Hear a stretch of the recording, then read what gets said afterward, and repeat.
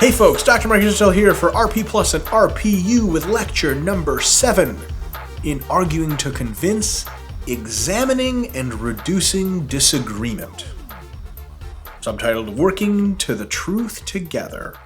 Togetherness is a really big part of it, right? Because this is much less an argument and much more discussion. Something before we even get into what we're going to be talking about today, we've gotten to examining and reducing the disagreement, and we note that it's lecture 7.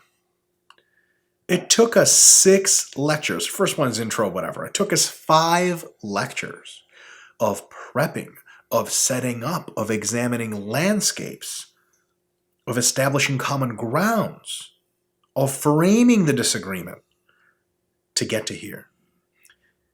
If you would like to know why, not all, but why a huge fraction of arguments fail to convince anyone. Most do fail to convince anyone, by the way. You should look no further than the fact that it's lecture 7 before we get to examining and reducing disagreement. That in reality, what do you see most people do when they are arguing to convince? They'll jump into point number 7 immediately. They will immediately start examining and reducing disagreement. Some of them don't even start examining. They just start trying to reduce disagreements. Well, you mean, well, I mean, well, here's what's wrong. Well, let's fix it.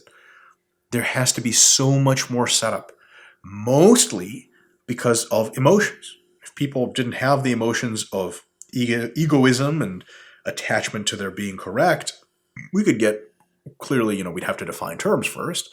But a lot of that would be out of the window. We could get really onto examining and reducing disagreement much sooner. And there's a lot of misunderstanding. Terms need to be defined, landscapes need to be examined. You need to see where that other person is coming from before you try to reduce a disagreement, which may or may not be there. But the good news is when we get to this as lecture 7, we're less likely to falter.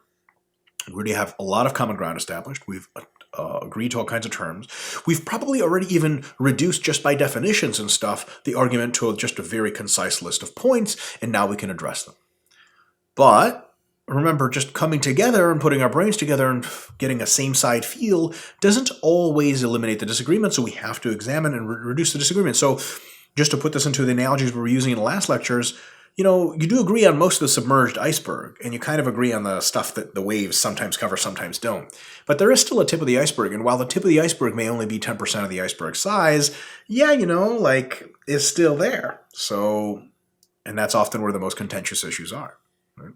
So there is still very much value in getting reduced and getting buttressed and set up to do what we're going to do now, which is examine disagreement and potentially reduce. So contents, there's 3 basic things we're going to talk about. We're going to talk about organizing contentious points, which is super important. We'll talk about why. We're going to talk about examining disagreement, and we're going to talk about reducing disagreements. When we're examining disagreement, we have a structure there that we're going to follow, and reducing disagreement, there's actually 2 kinds fundamentally of disagreement reduction. There's dealing with data disparities, like someone says something that's clearly just not true, or you're not sure it's true because their data is different from yours. And then there's dealing with logical flaws, which is like they're just committed a logical error, like the naturalistic fallacy or something like that, where it's like, okay, the data's good, but their leaps of logic are wrong, and we have to deal with that somehow. So fundamentally, it's either you got a data problem or a logic problem. All right. So before we get to actually examining and reducing disagreement, we have to organize these contentious points. Remember, we've already organized all the other points. We've already talked about landscape. Now we have a list of contentious points that I would actually recommend that if you're debating online, for example, or you're trying to convince someone of something that's very serious, I would make an actual physical or digital list of the contentious points yourself to have in front of you so you can stay clear on what is it that's contentious. Believe it or not, especially when emotions are involved, you can get so carried away in your own emotions, and definitely the person, if they're not trained like you are in these discussion tactics, you might actually forget exactly what it is that you were talking about, right? Especially when it's a long Facebook thread, and there's a lot of you said and he said and she said going on. They'll say, well, you're claiming that, and you're like, did I really type that up back there? Like, that was like 100 comments ago. Did I really say that? And sometimes you think, no, I didn't say that. But sometimes you got to scroll up and you're like, oh, geez, I got a little carried away. I did say that. I didn't really mean that. When you start saying things you don't mean and you have to retract things, your chance of convincing anyone starts to really go down the drain. Who is convinced by a person who's not even sure of what they believe, right? Bad news. So it's a really good idea to make a list of, here's a contentious position, here's the next contentious position, here's the thing we disagree on. You get a list of, 5 to 10 things or something like that. You can clearly work through all of them and potentially check them off the list, or say, well, we checked off 4 or 5, but these 2 or 3 are really what remain. And if they're like, well, you said blah, blah, blah, you could say, no. I may very well have gotten that perception, but really what I'm interested in, and hopefully you are too, is, point number 2. Now here's the deal. Point number 2, I mean that, I just don't want to make something up for you guys to hear, like a fake argument. You don't want to let them know that you have a list. It's for your own use. You don't want to display it to the other parties. You don't want to have a Facebook argument and say, okay, so fundamentally we disagree on right? Because first of all, they already confirmed to you in many of these sections past exactly what the disagreement was. You already know very well what it is. You know what the contentious points are. We've already been through that in establishing disagreement and all that stuff. So that's done. The only real effect of this list now would, of displaying the list to them, it just comes off as pedantic, right? And pedantic, for it's a really nerdy word. It basically means that you're trying to be like a teacher-esque. You're like an authority figure. You're like, well, I'm going to teach you your ABCs now. People don't like to be talked down to. They don't like to be in the position where someone takes the role of educator to them and says, well, I'm just going to teach you all this stuff, and here you go. You're going to learn it up. You want to be convinced. You're more likely to be convinced by a person who's having a conversation with you and respects you. And pedantic approach doesn't seem like respect, right? So throwing a list in someone's face and being like, here's the points we disagree on. Let's work through them together so you can be smart, just like me. Not really a good idea. It's kind of like, the analogy is like doing a military parade and putting all your best and most powerful weapons out during a really tense military situation, like between 2 countries. It's called saber rattling. You don't really want to do that, right? There's a tendency to be angry as it is, and all of a sudden you're like, well, here we go, right? Here's where the problem is. You want to ease into that and take things one step at a time. You don't want to formalize it and set them in this trap where they feel like they're being interrogated. Like, here's what's wrong with you. We're going to fix it. That's probably not a good idea. But once you have the list to yourself, you're really clear on what will be discussed. You're able to center the discussion. So if it weaves away, you're going to be able to come back. And you have to, you can cover all the needed points without losing track or forgetting. And I'm telling you, forgetting points is a really big deal, especially with individuals, and there are many like them, who like to get off on tangents a lot. We actually learned how to bring back from tangents in the last lecture, but geez, that could happen once every post. I've actually had several discussions, unfortunately or unfortunately, fortunately for my learning and how to teach you guys this course, unfortunately for me at the time and my time use, I've had several discussions that I can just bring up from memory, that every single point of theirs, every single time they either direct messaged me, or if it was on a forum, every time they posted, there was a tangent. And I mean that literally. Every single time we got into the main argument, there was a tangent. The reason there was a tangent is because it became clear to me at some point that they couldn't defend their argument at all. What they were saying, they clearly just didn't know if it was true or not. They had assumed it was true. I may have been one of the first people to point out to them that it might not have been true, and then they started to tangent away. But that happens, and you got to read. You can get on 50 different tangents. One thing that a lot of individuals like to do, whether or not it's somewhat conscious or very conscious or somewhat not conscious, is they'll kind of realize they're not going to win the argument, so they're going to tangent away and either win the tangential argument, which is possible, ballsy, but they can be done, or come to an understanding and an agreement on a tangential argument. So they'll say things like, you'll say, well, we were talking about, the protein content of peanut butter relative to its fat content. You say it's a really good high protein food, but it's really not. They'll say, well, look, what about a food like salmon? That's plenty of protein and not that much fat. And you're like, yeah, I actually agree with that. And they're like, yep, sweet. So we agree salmon's a good protein food. Like, yeah, sweet. And you leave the discussion, and they basically save face because they just got to agree with you, but they didn't have to lose the peanut butter thing, right? So it's one of those situations where if you have a clear list, you can always be like, all right, yep, totally salmon. the peanut butter thing, right? And then you really can convince them of the peanut butter thing. If your intention to convince, which it is if you're arguing with them, then maybe they can, say to you some good evidence that it really is a high protein food, or maybe you can convince them that it's a high fat food. So it's really good to have an organized list of points so you just don't go fluttering by and then be 3 hours later, you don't even know what you're arguing about. All right. Part 1 of examining disagreement is stating your opinion. Seems like we're centering the discussion on ourselves, but there's a very good reason for that, right? We'll get to that in just a sec.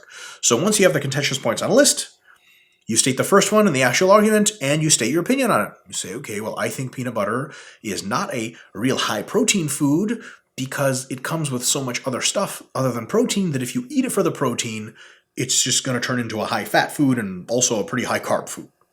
Okay, that's your argument. That's number 1, right? You don't want to just say it like that because you want to couch it in a way, in an architecture of agreed upon points. So you can say, we both, are of the opinion that high protein diets are a really good thing. And it's a good idea to be able to have protein foods that are high in protein, but maybe don't have a ton of other stuff going on for them. And that's like kind of what we call a high protein food, which is totally sweet. That I think that's definitely true. And the thing is that peanut butter to me doesn't seem like that because it has a ton of fat and quite a bit of carbs. Really, it's the fat that concerns me. I might be missing some things. I might not be 100% on this. What do you think? Right? So here's what's going on there. Another example I have in the slides for you, which you're probably looking at, is saying something like, let's say we're talking about picking a pet for an apartment. Say, okay, we both think that a small dog is the best choice for our apartment. And I think that a Welsh Corgi is a great choice. There's others like Bulldog and Shih Tzu and all those other ones, right? Though I'm not 100% sure on that, right? You have to say in such a way that it's your perspective and you could very well be wrong. You have to use some form of I could very well be wrong, where it's like, well, I'm not 100% on that. I'm not totally sure. What do you think? You have to open it up that it's just your opinion because that makes you seem fallible. It makes you seem uncertain. It makes you seem human. It gives the other side, the other party, power and readiness and a sense of, okay, well, this person's not 100% on their stuff. No one really is. I can actually look at their opinion and critique it versus having to tell them to go to hell because they think they're infallible, right? They're inviting me to critique their argument, which is a really, really, really big deal. So that's part 2, asking for corrections. You give your party the perspective. You phrase the perspective in a probabilistic manner. You say, now, I think this is kind of what's going on, but I'm not sure. Now, here's the deal. In the back of your mind, you could be pretty damn well sure. But you're not going to phrase it like that because fundamentally, everyone makes mistakes. You could be wrong. You could be debating physics with a physics professor and not know it. So you're pretty sure you got this thing figured out if it was an 8th grader. But it turns out it's a physics professor, and he's like, I see that you think you're pretty sure. So here's the way things actually work, and he puts down a crap load of equations, and you're like, and I'm wrong. Holy crap, that's embarrassing. So you always have to leave the opportunity because you think like a scientist that you're not sure. Like everything's probabilistic. But the main reason to tell the other person that you're not totally sure is to invite them because they clearly have another opinion. So when you say I'm not totally sure, you're basically telling them, and your opinion could be true and mine could be wrong. And then you say, hey, can you let me know where you think I'm missing something or something to that effect? Let me know where you think I'm going wrong. Now it's their charitable act to educate you, to convince you, to fix your wrongdoing. Very few people like to be convinced, like to be fixed, like to be set straight. It's embarrassing. But a lot of people like to set other people straight. It feels good. They're the authority figure. And if they can set you straight, that's really sweet. And you want to do this openly and politely. Right? And after all, it's true. You don't want to hold incorrect opinions, right? You don't want to be like, well, I thought peanut butter was a high protein food, but I guess I don't think it is super high protein because it's got a ton of fat in it. And then the person might be like, well, actually, if the fat fits into your meal, it can count as a high protein food so long as the fat is allotted into that meal. And you go, well, I actually never thought about it like that. So in some meals, if you get a lot of fat in that meal, it is a high protein food. Wow. Holy crap, I guess it's more complicated than I thought. Like at the very least, things could be a little bit more complicated if not flat out, wrong on their end, right? If they hesitate to critique, which they could, right? sometimes, not all the time, you don't want to get repetitive with this and it starts to look fake. You want to let them know that you really respect their intellect and their views, especially on weighty matters where people are used to being mocked. This might be important. So, this also tends to come with occasionally if you are clearly the superior in the field. This is also a thing. So, for example, someone who's used to being mocked, right? They're saying, like, you know what? A pickup truck is a really good car to have around town, just like in like Philadelphia or New York or Washington, D.C. And you just don't agree with that at all because it takes up some more space. What the hell do you need a pickup bed for? But like they've said this opinion more than a couple times, and maybe they're from the country and they've just been mocked for it a bunch. And you come in there and you go, okay, I think that pickup truck's like pretty limited in as far as how useful it is in the city. Can you critique my opinion? And if other people have mocked them before, like, oh, it's Mr. Pickup Truck Guy, that's stupid, you're an idiot, they might be like, no, I'm not going to critique your opinion. Like, I know where this goes. You're just going to lampoon me. Like, go to hell. You might want to basically reassert that you do respect their intellect and their views. You might want to say, hey, look, I know you from school or whatever. Or you can say, look, I don't know you, but from your like posts and comments, you seem like you really do believe this. And you seem like a pretty stand-up, intelligent person who's thought this through. You seem to have passionate views. I wouldn't be talking to you if I wasn't curious about why you're coming from this perspective. I don't want to be wrong. I have some respect for you here, and I honestly really want to know what's going on. So if you are cool with critiquing where I'm coming from, like, I really do value your opinion. People like hearing that. And if it's sincere, which it damn well should be, it's really good to hear, right? I've had a lot of discussions myself where a person is just totally recalcitrant, is just won't open up to anyone, is swearing at everyone. Pause the conversation and say, hey, listen, I don't know about everyone else here. Maybe they have their good intentions. Some might not. I legit want to know what you think. Here's what I think. Can you tell me where I'm going wrong? Because I have respect for your opinions. I really do. And this isn't a trap. I'm not BSing you. And it's not a trap. And you're not BSing. You really do want them to set you straight. Because it's going to expose their views and maybe expose yours. Right? It's going to make them feel empowered. They're in a position of approval and authority over you. Now they're in charge. They're telling you where you're wrong. Right? And now they're more likely to critique your position. Right? Notice, never during this time did we explicitly ask them for their views on the matter. If you ask someone for their views on the matter, sometimes that backfires and gives people an interrogation tone. Does that make sense? Some people really like to tell their views on a matter, but you don't need to coax them and they'll gladly critique you as well. But sometimes you say, oh, okay, so what do you think? And it comes off, and no matter how well-intentioned you make it seem, it comes off as mockery, right? So so what's your opinion? Right? People do that all the time. And they do that with just a readiness, a recourse to just make fun of that person. Be like, okay, so you think a pickup truck's good for the city? And they're like, yes. And they're like, you're dumb. Like, wow, sweet. Why did you even ask me that? And when someone's asking you, what's your opinion? Okay, so what do you think about this? So what do you think about that? It sounds like an interrogation. And they're not like entitled to tell you what the hell they think about the whole world. But if you present an opinion of yours to them and you say, hey, look, you're the authority on the matter. Can you correct me? They're much more likely to be like, oh, okay, sounds good, right? You'll actually see this kind of stuff in like Law and Order kind of shows. You know, when the lawyer or the police detective interrogate a suspect, if they just ask them, what happened? Tell me exactly what happened. They'd be like, and a lot of times they're like, I want my lawyer or something like that. But if you come at them like, look, your partner in crime said this and this and that happened, and then this and that happened. I don't know if that's true. Some of that looks fishy to me. What's your perspective on this? Because I know you were there too. What's wrong with this? Because I think there's something wrong with what they're saying. I think there's something wrong with what I think. Here's what I think about what happened at the crime scene, but I don't think I'm correct. I think you can set it straight. What's going on here? A lot more people will be like, okay, so here's what really happened. Versus if you just come at them and be like, tell us what happened. Does that make sense?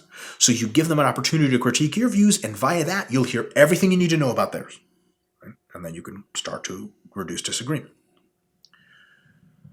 Now, sometimes you will actually get agreement right off the bat. So they describe their views to you, and it turns out that they either agree with your views or you agree with each other's just slight modifications. They'll say, well, I didn't say that income per capita was higher in Haiti than in Equatorial Guinea, but I said it was like within $5,000 of it. And you're like, oh, okay, actually, yes, I agree with that. And cool, sounds good.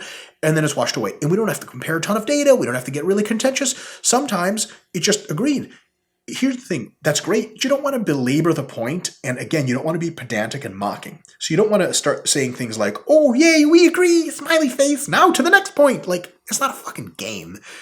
They're going to be like, what the hell is going on here? Like, this is like a silly little discussion for you. Like, you're embarrassing me, right? A lot of very poor attempts by for example, individuals who are, very passionate about social justice, which is very laudable, by the way. They will say things, they will really pedantically deal with people who are, for example, not familiar with women's issues or with minority issues or with disability issues. And they'll say things like, you really need to be educated on the matter. Here's how this works. Here's a 5-point thing of what you're supposed to do. Yay, we agree. On to the next point.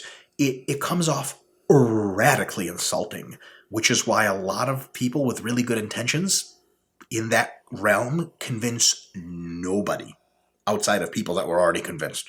So the people liking their comments are just people that agree with them already. The person who's being done like this is starting to be like, well, I don't actually agree with this stuff, and I feel like because you're the expert in the field, I'm not really sure I buy your views.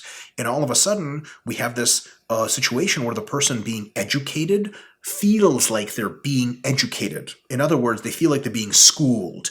It's insulting. It's not a conversation anymore. It's someone going, well, I know what the deal is and you don't, but it's okay. You're stupid. You're ignorant. Let me tell you what's going on. Very few people are going to continue to subject themselves to that sort of thing. Does that make sense? They're going to be like, you know what? I'm out of here. And they'll say nasty things. You'll be like, you're a cocksucker. I don't want to talk to you. And they'll just leave. And you're like, well, I was still right, but you didn't convince anyone of anything. And since, especially in social justice pursuits, convincing other people is so important, spreading the message, changing culture, you don't want to do this kind of stuff. And forget social justice and everywhere else. If you're arguing, remember, where's one of our rules, if you ever argue, it's to convince. So if you're using a style that's so pedantic and so overwhelming and so one-sided that it doesn't actually do that, we got to throw it out of the way.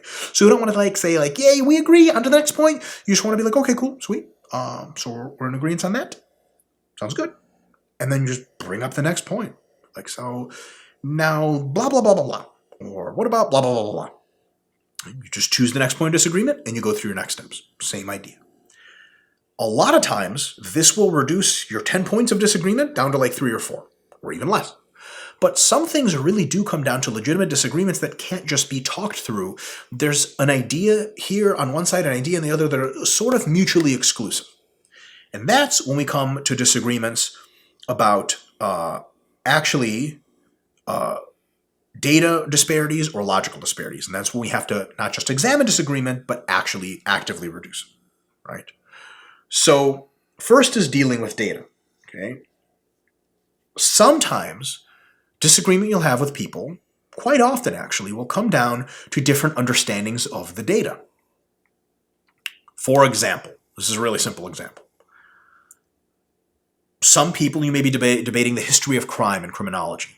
And some people, maybe the party you're talking to, thinks that crime went down in the 60s, but you think it went up, right? And maybe this is part of a grand discussion you're having about social policy or something like that, where you're saying, well, okay, the laws and the systems in place in the 60s really weren't sustainable, weren't good, and they were responsible for a lot of the criminality. And that person goes, well, hold on a second. Crime was low in the 60s. It went down from the 50s as far as I know, and you say it went up.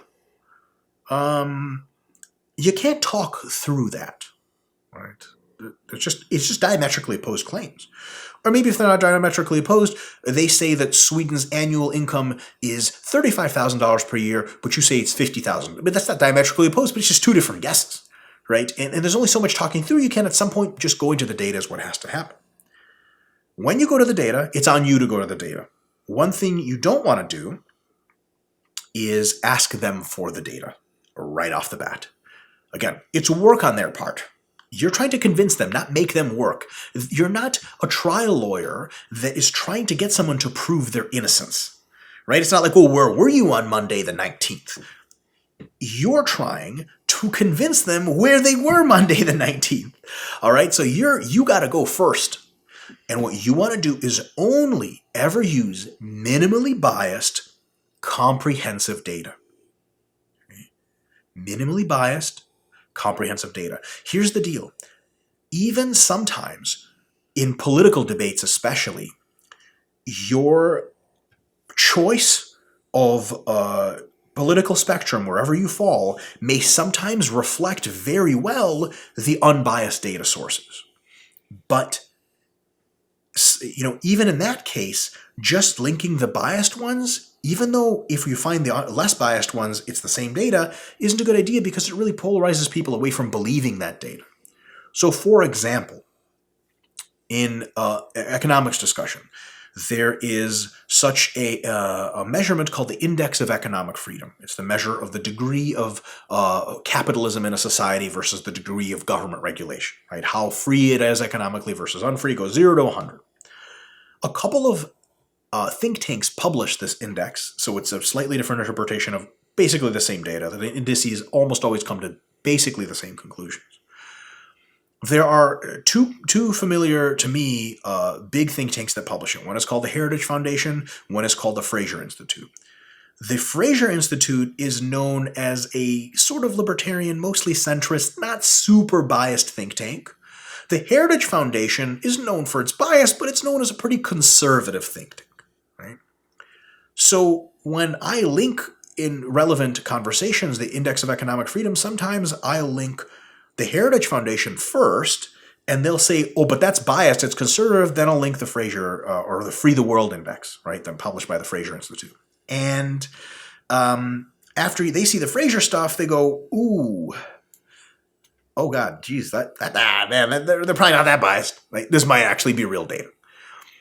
Personally, I might not even have to link the Heritage stuff. Now, I could just because it's two sources that come to the same conclusions. But it's good to go with the least biased sources, even if some of the most biased are saying just some of the right stuff, right?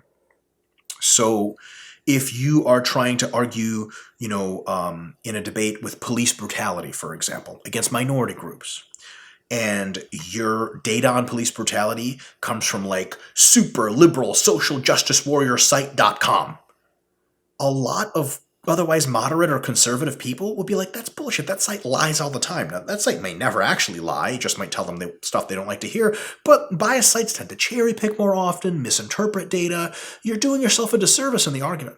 Now, if you go and take FBI statistics from like the FBI webpage or the CIA webpage or the .gov webpage and go, okay, here's the police brutality data, it's just as bad. Now you have a very serious argument. Are people going to argue against FBI data? They could. It's a really downhill argument, right? Is a claim that the FBI is systematically biased in favor of minorities is like, man, that's turning history on its end, right? For a long time, the FBI and all these central agencies were biased against minorities. Now they might be, pretty close to, equivocal there, but certainly to claim the other way is really, really tough, right? These are just, CIA, .gov, FBI, Wikipedia actually for really large articles, highly unbiased, just general encyclopedias, a lot of sources, from major universities. They had less bias in general, right? And if you go with the less biased sources, even if some of your biased sources say the same thing, it's probably just better to go with that. What you don't want to happen is you link the socialjusticesite.com source and they go, well, I'm just not talking to you anymore because obviously you're clearly just bought into the liberal agenda. And you're like, oh, I'm actually not even liberal, or I'm liberal, but like I'm an open-minded person. This is ridiculous. I'm trying to convince this person we have a real problem. And we very well might. Forget that source. Pick a less biased version that shows the same data. So you say, ooh, here's a Wall Street Journal article about this. Now they're going to go, okay, clearly there's something going on, right? And then they have to engage the argument. They have to actually think. Second point, so it's minimally biased, comprehensive is huge. The kind of argument you want to have is you take all of the data on a single subject and you want to have a summary of that data. So if we have, let's say, crime trends in the 1960s in the United States, if we have crime trends for New York and Chicago and LA, that is not the United States.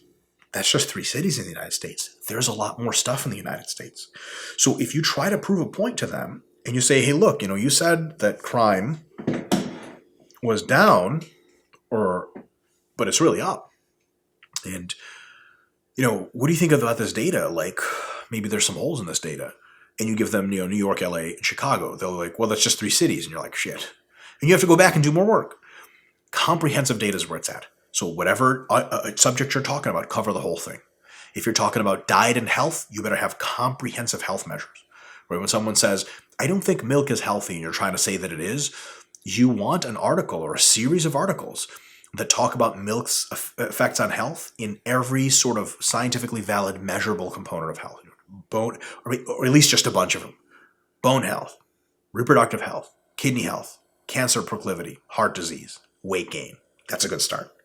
If you have an article or several articles that you've linked that cover all that, the person's going to look at that and be like, oh, wow. Best thing about that isn't their reaction. That's the fact that you have the most likely chance of actually being correct. Because imagine you're in a discussion with the other person and you're like, ooh, I don't think you're right. And you're like, here's data. And in your search for data, you're like, oh, this is really hard to find. And then the data you find is by super biased websites or sources, and it's only part of the picture, not the whole thing. And when you do find comprehensive data, it actually favors the other person's position. I've had this happen numerous times. I used to debate politics, for example, all the time, back about 10 years ago on the internet.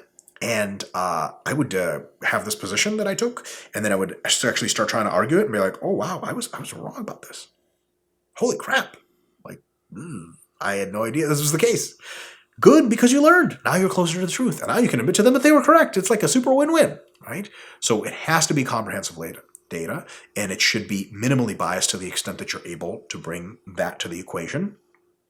When you have a choice, if it's super controversial and the only kind of research institution that's doing that kind of research is biased in some direction, you have no choice. That's what you have to link.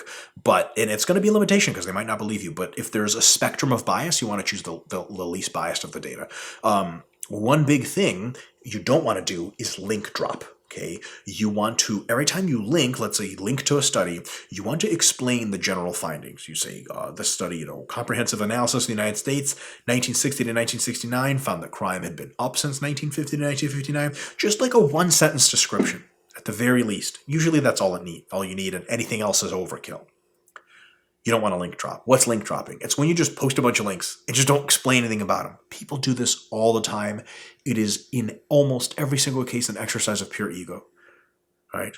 I've had literal discussions where I posted an opinion and one kid goes, LOL, and he drops like 5 links. First of all, motherfucker, I'm not reading your links. Fuck you.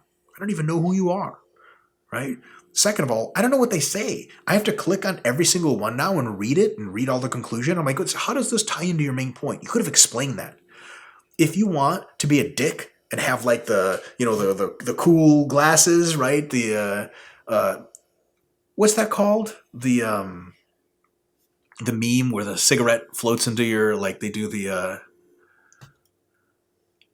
gangster meme. You know what I'm talking about? Anyway, so it's like, like when someone says something cool in a debate and all of a sudden like the glasses float on and the cigarette floats into their hand or floats into their mouth and it's like, it's, thug life meme, right? If you want to do the thug life meme to someone, great. Link drop all you want. The thing is, thug life memes don't ever convince anyone. They just pander to the people that were already in agreement, right? When you watch Ben Shapiro videos, as great an orator as he is, and he does a thug life moment, it's awesome. It's hilarious if you agree with him, but I don't know how many people Ben Shapiro has actually ever convinced in that style of discussion. He has many other styles of discussion which are much more thorough, etc. But if you want to thug life someone and be like, links, you're wrong, you're not going to convince anyone like that. They're going to be like, hey, cool, links, go to hell. It's not going to work. You want to describe what it is that's going on, right? Now, right after you say that, at the end of that post, what you want to say is, so here's what I found on the issue as far as I'm aware. Have you seen any data that points into other directions or some kind of phraseology like that? Have you seen anything that maybe doesn't indicate that this is the reality? Because I'd love to see it. It'd be sweet. And the way you say I'd love to see it better not be interpreted as fake. Because I'd love to see that, right? Not like that. You can even forget the I'd love to see it part. Just say, hey, I'm super interested in some alternative data because this is all I've been able to find. That's a really good way to phrase that. Because you don't proclaim to know everything, but this is your, because there's tons of articles you may have missed. But this is your best guess at the truth, and you're asking them again to critique you, to give you data that does not counter, right? Now, here's the deal. You may have very, very comprehensive understanding, and you may very well be educating that person. You may know for a fact that data does not exist that counters that, right? Like when I link the Index of Economic Freedom, I know for a fact that the idea that economic freedom predicts certain things like prosperity is pretty much open and shut case. It's been an open and shut case in economics for 40 years, right? If not more. But I'm not going to say that. And maybe there's complexities to it that I don't understand. So I'm going to be like, hey, if some other data out there, I'd really love to see it, right? It's not your job to tell them that the data doesn't exist. It's theirs to show you that the data does not, right? So what you might want to do is phrase it like that. And here's the deal. If they do have alternate data, if they say, ooh, I do have some data, what about this? You can point out politely how useful it is. If you're like, ooh, okay, this is actually some good stuff. Or you can say that your comprehensive data seems to paint a more broad picture. So for example, if they say, yeah, okay, your 1960s data on crime is cool, but check this out. What about this New York data? It actually showed crime went down in the 60s, and you say it went up. You can say super politely like, hey, that's totally cool, and that's very interesting. That's very, very curious that New York's crime actually went down. I'd love to see what was behind that. But like if we're talking about the nation as a whole, it seems like the nation's crime still went up in the 60s, even though New York's went down. You know what I mean by that? Like, do you kind of feel the same things going on? And they'll have to be, to some extent, either they'll have to just egress completely and just be like, oh, go to hell. Or they'll have to be like, yeah, I see what you're saying. Like, it does seem like that, right? So you can have a discussion about where this data meets, right? Here's the thing. If they disagree fundamentally, if they say something like, well, your data is not good enough, or it's not comprehensive enough, or I still think this is not the case, and I still think this isn't true even though you do, there's not much you can do about it, right? Unless their disagreement is via erroneous logic, if it's not just a declaration, if it is just a declaration of like, well, no, I think you're wrong, and there's no logic behind it, there's no reasoning to like, I think you're wrong because, you probably have to go into the next thing where it's argument egress. That's just when you start leaving the argument. Because when you come down to, this is about as simply as I could phrase it. When you've come down to someone and you basically go, okay, so some of the, most of the data is like 11, 12, 9, 8, 11, 9, 12, 8, 10, 10, 10, 11, 9, 12, 8. And you claim that the real value is like around 3, but most is around 10. Like that's basically where the argument ends up. And they're like, nope, it's still 3. It's still 3. It's definitely not around 10. And all the data that I just listed for, it's all numbers around 10, right? And you've presented that and you've asked them to critique it. And the only thing to say is, nah, this is all bullshit. It's 3. Trust me. That's it. You can't really go anywhere from there. So at that point, and we'll do the next lecture, is argument egress, is how to leave an argument. At that point, that's really all you have left. Now, the cool thing is that when other people read that debate, or if it's a verbal debate and they're listening to it, or if it's on video or something like that, you're going to convince a whole lot of other people. You may not have convinced that one person, but first of all, well, you might have convinced them later. At the point, they're like 3, but then later, 3 weeks later, when they've given us some thought, they're like, man, you know what? Shit. I was wrong back then, and I had to like save my tail and say, tell the other person to go to hell. But I'm basically saying, I might say 8 now. I'm not quite ready for 10. I don't think it's that high. Whatever it is we're talking about, but it's definitely not 3 because shit, that's a lot of studies saying it's around 10. So you might have still convinced that person, maybe not at the time. You definitely convinced a lot of people looking on. Right? Imagine watching a debate in which all the data seems to support one thing, and the other person's saying something totally different, and they're not even putting any logic behind it. You watch that debate, like, even if the person, it's a political debate, and you very much agree with that person, let's say you are anti-gun or pro-gun control, and you see a pro-gun control person debate somebody. The person they're debating is anti-gun control, or rather for less control or pro-Second Amendment or whatever, more pro-gun. The pro-gun person has all this data, all the stats, And the anti-gun person just goes, nope, guns are evil and they just need to disappear. And the person on the other side's like, guns actually like reduce crime. I'm not so sure. I'm not up to date on that issue. I'm not so sure. Just a total example. And you also think that guns need to be regulated more, but the person that you're watching the debate, he's like, no, guns are bad and you're stupid. And that's it. I don't want to hear it. I don't care about the data.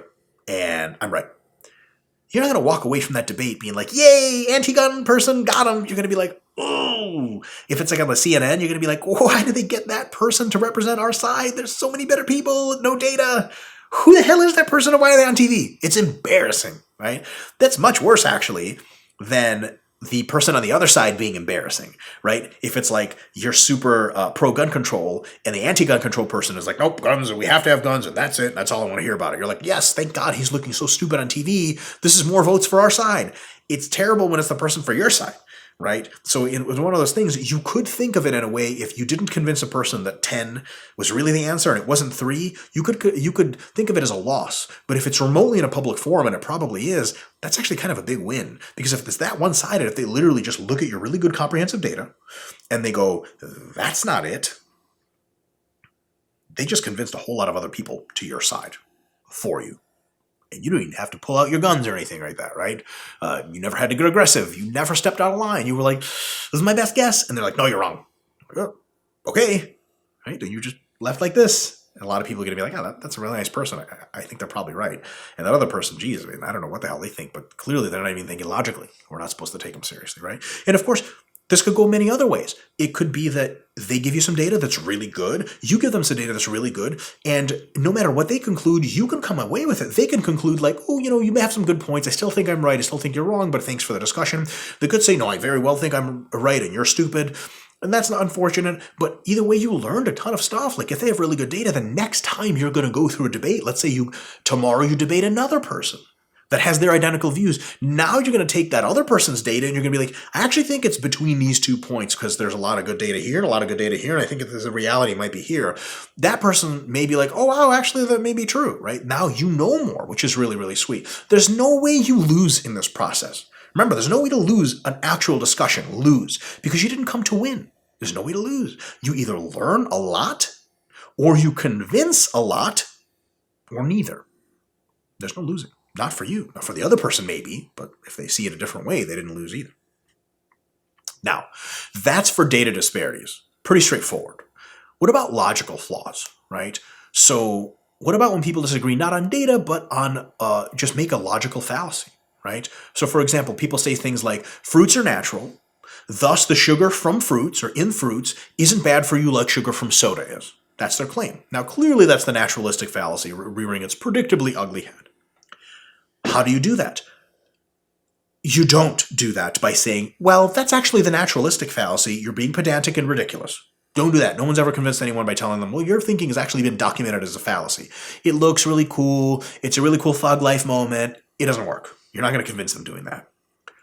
You have to come in and honestly set up a scenario where their logic fails, but come at it in a way that you're like, well, I'm trying to figure this out.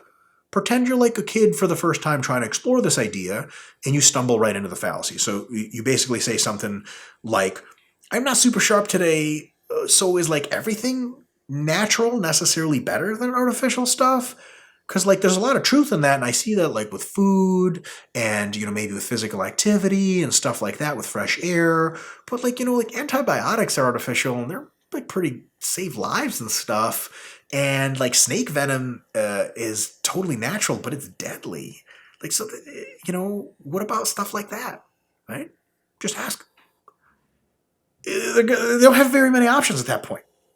They can say, yeah, I see where you're going with that. It's true, not all natural things are good, but I think that sugar from fruits is good. It just happens to be good. So it doesn't have to be good, but the sugar from fruit example, I think, is within that realm. Then what do? Then you can go to the data and you just look at the fructose and glucose and the stuff that's in soda or high fructose corn syrup, whatever it may be. Then you can compare nutritional studies with those sugars and see how stuff actually works and be like, well, when we isolate these sugars from fruits, they're the same thing in soda and they're just as bad for you or good for you or whatever you're going to say. Does that make sense? So the cool thing is about exposing fallacies is once the person has to admit that the fallacy doesn't really work, then you just go to the direct data of their claims. Because what a fallacy is They're saying this is so logical we don't need data. It's logical that fruits are better than soda because the sugar is completely different. Because natural is better than artificial. But when you say, ooh, but like, that's not really a good rule to use, right? They go, yeah, okay, but in this case, sugar is better than soda. Then you go, okay, maybe, that might be a good point. I didn't think about that. Let's look at what the data actually says. Here's some of the data I saw, and then you go back a page, right? You go back to slide number 7, and then you're arguing against data. And now that's easy, where we know that argument goes. You say, well, here's like some studies I found about like sugar, the kind of sugars that occur in fruit, and it turns out like if you eat enough of them, they actually make you just as fat as the soda stuff. And if you drink soda and you don't go over your daily lot of calories, then you don't really actually have any negative health effects. And then they got to deal with you on the data, and then they have again the opportunity to be like, wow, that's actually a good point, or I don't know, I don't really believe you, or go to hell. But either way, now you got a solution to that problem. So you basically set up a scenario in which the logic fails, and you go from there. Right? You let them decide when they want to go to the data, or they could continue to misuse the logic more. At that point, it might require further explanation. You want to be polite and calm and put in the time. But if they choose not to follow you on the path closer to the truth or correct your course, if they become recalcitrant or whatever, it's their choice in the end. Remember, a big part of arguing to convince is welcoming a person into a discussion with yourself. If that person doesn't particularly want to enter the discussion with you, and or at some point wants to leave, it's a free world. We can't, if you started watching these course videos to try to figure out how to convince anyone of anything, like 5 secrets to convince anyone of anything you want and make $1 million, this is not the course. I don't know, some hypnotist might be able to teach you how to do that. Some people just aren't interested in discussing anymore, and that's okay. The only thing we can prepare you to do in this course is to do your very best, so that you can walk away from an argument, look at what you said, and instead of going, damn it, I wish I wouldn't have blown up on that person. I wish I wouldn't have said this dumb shit. I wish I would have been pissed. I wish I would have cited this data. After this course, what we want you to do is come away from every argument, win or lose or draw or whatever, whichever way it goes, whoever gets convinced or not, come away and go, man, I could have done a couple things better, but man, I like the way I conducted myself. I really gave a really good showing to my side. I learned a lot, and I think I conveyed some good stuff, and I think that people reading it are really going to get a really good kick out of it and really be able to learn too. I'm proud of the way I handled myself, and I think it was as effective as it gets. Because remember, it's not up to you whether or not to be convinced. It's up to them. All you can do is your best. At some point, whether or not you convince someone or you don't, the argument has to be over. But the way the argument ends isn't just on a boom, it's done, and you sign off. There's a whole art and science to argument egress, leaving an argument intelligently, because as soon as you stop talking, that's not exactly when the convincing ends. Next PowerPoint presentation, number 8, we're going to talk about argument egress. See you for that.